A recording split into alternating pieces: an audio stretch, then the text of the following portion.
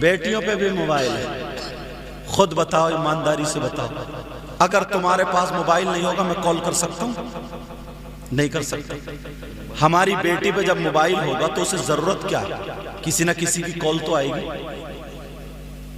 ہم باپ ہیں کہ دشمن؟ ایک مرتبہ ٹھنڈے دماغ سے تو سوچا ہوتا جی بے شک. اسے ضرورت کیا تھی؟ چلو اس کے ٹرک چل رہے ہیں، بسیں چل رہی ہیں، ہوائی جہاز چل رہے ہیں، فیکٹری چل رہی ہے، پورا خاندان بھوکا مر جائے گا. لے بیٹی تو کام کر لے موبائل لے. ہے کسی کی بیٹی ایسی؟ ارے اسے ضرورت کیا؟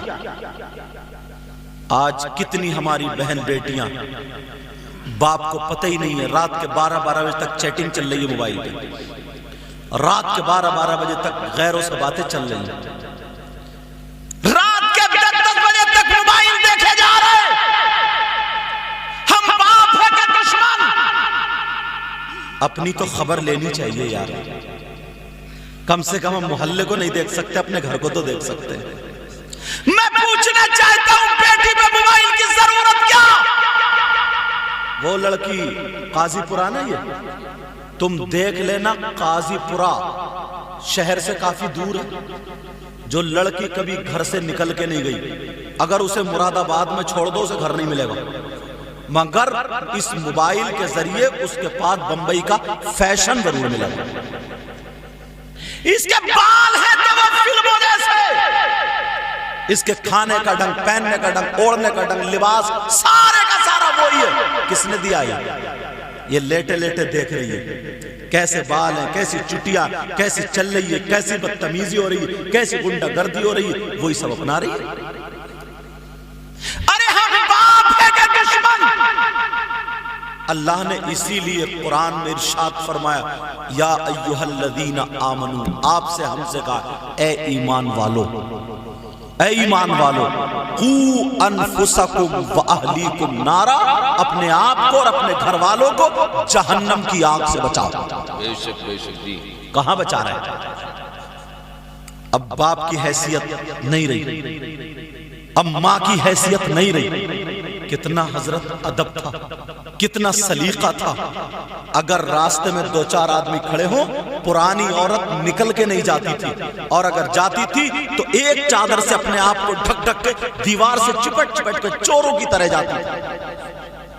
اور آج اس کا باپ بھی شادی میں موجود ہے، بھائی بھی ہے، چچا بھی ہے، تاؤ بھی ہے، مگر ایسا لباس پہنے گی یہاں کا گلا کھلا ہوگا، یہاں کی بائیں کھلی ہوں گی، بال اس کے آگے پڑے ہوں گے، کسی کا جوڑا ہوگا وہی لال پیلا کالا نیلا، ایسا جیسے ناچنے والی عورتوں کا چہرہ ہو، ایسا چہرہ بنا کر کے سب سے زیادہ ادھر کھڑی ہوگی، کبھی ادھر کو چکر مارے گی، کبھی ادھر کو چکر مارے گی، کبھی ادھر کو جائے گی، کبھی اپنے یہ کپڑے پکڑے گی، کبھی اپنے بال جھٹکے گی. کون نہیں دیکھ رہا ہے؟ یہ باپ بھی دیکھ رہا ہے، ماں بھی دیکھ رہی ہے، چچا بھی دیکھ رہا ہے، تاؤ بھی دیکھ رہا ہے.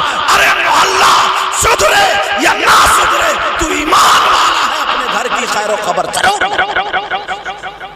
زندہ باد نعرہ تکبیر، نعرہ رسالت، مسلکی اعلی حضرت علماء اہل سنت، زندہ باد زندہ باد. پھر اسے شرم ہے غیرت ایسے جاتی ہے بغیر دوپٹے کے، دوپٹہ اگر ہوا بھی تو ادھر آدھر کر لے گی، مطلب اسے بالکل غیرت نہیں.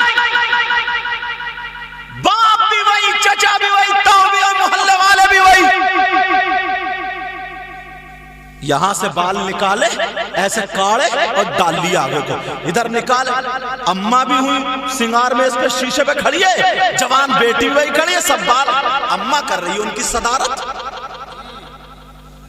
اماں جا رہی ہے آگے لے کے، ابا کیا کرے گا؟ ابا کو تو پہلے ہی دبائے پڑی ہے. اماں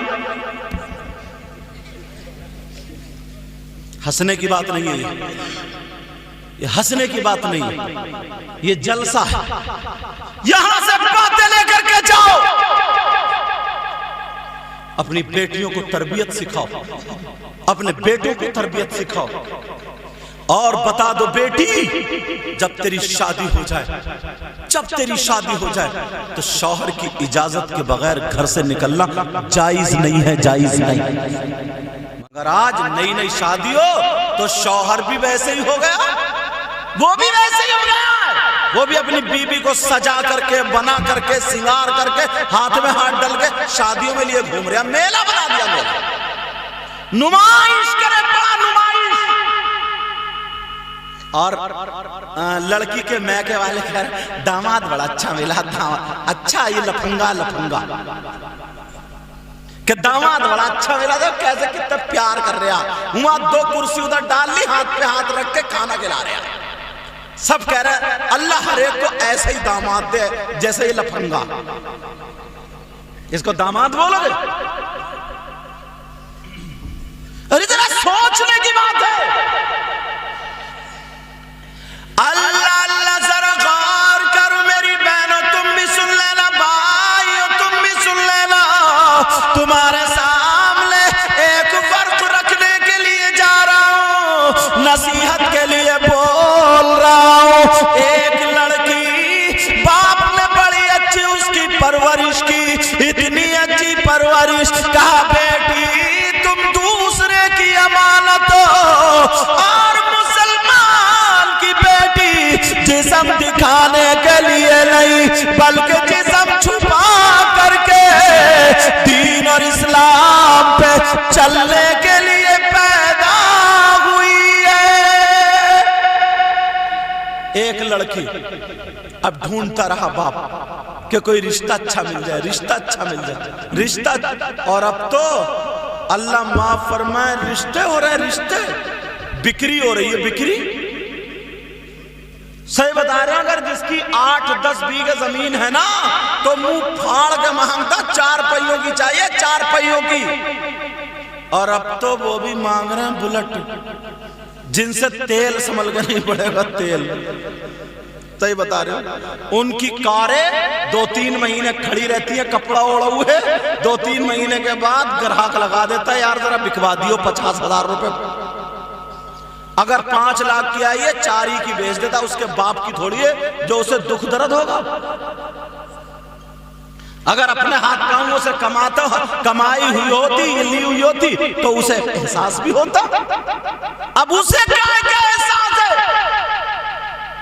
اللہ اللہ وہ اسلامی شہزادی، ذرا غور کرو، توجہ رکھو، باپ تلاش رہا، ڈھونڈ رہا ہے تو رشتہ کا ڈھونڈ مسجد میں جا کر کے 5 وقت کی نماز پڑھتا ہر مسجد میں، کہ دیکھو کون نوجوان آتا 5 وقت میں، دیکھو کون نوجوان آتا۔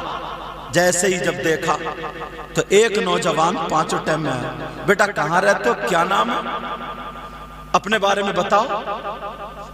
اس نے بتایا پورا۔ اچھا شادی نہیں ہوئی ہے؟ کہ نہیں۔ کہا ماں بھی نہیں ہے، باپ بھی نہیں ہے۔ توجہ رکھنا، شادی کرنا چاہتے ہو؟ کہا جی کرنا چاہتا ہوں۔ کہا مجھے ایسے ہی داماد کی تلاش تھی، میری بیٹی یہ ہے، ایسے ایسے اس کے حالات ہیں، بولو تمہاری مرضی ہے، شادی کرو گے؟ رشتہ ہو گیا، شادی ہو گئی، مگر لڑکا بڑا شریف 5 وقت کی نماز پڑھتا تھا، لڑکی بھی بڑی شریف، کبھی گھر سے نکل کے نہیں گئی، وہ بھی 5 وقت کی نماز پڑھا کرتی تھی۔ اللہ اللہ شادی کا وقت آ گیا، نکاح ہوگا، جب رخصتی کا وقت آیا، باپ نے اپنی بیٹی کا ہاتھ پکڑ کے جس کے ساتھ میں نکاح ہوا داماد کے ہاتھ میں دے دیا، اور آنکھوں میں آنسو تھے۔